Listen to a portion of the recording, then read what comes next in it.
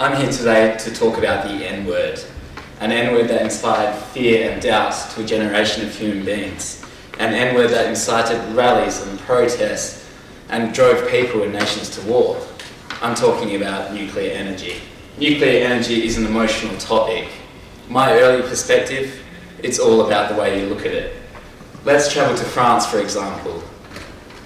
Everybody would love to travel to France, see the sights, taste the wine, but rarely do they mention just on the other side of that vineyard in Bordeaux is a lovely nuclear power plant.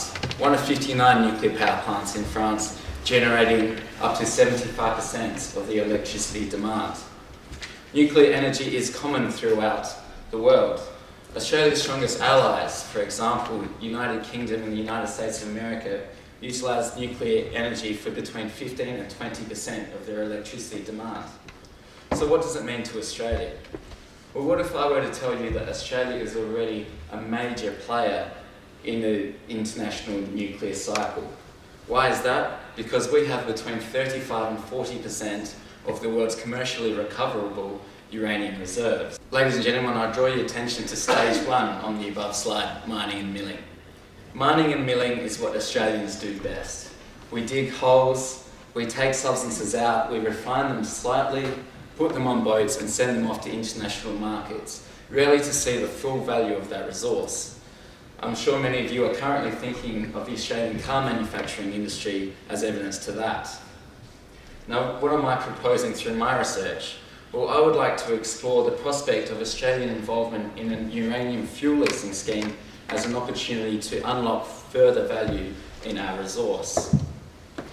Now, fuel leasing involves Australia exporting uranium to a nuclear fuel user, such as France, and then taking back radioactive waste, which we refine and then ultimately dispose of. There are a number of environmental, ethical, economic, and social implications to this debate. My research purports to discuss the regulatory and the legal aspects to Australian involvement in nuclear fuel leasing. I'm going to look at the Australian Constitution, I'm going to look at legislation, I'm going to look at various international treaties and covenants and determine what the real barriers from a legal and regulatory perspective there are to Australian involvement in the nuclear fuel leasing scheme.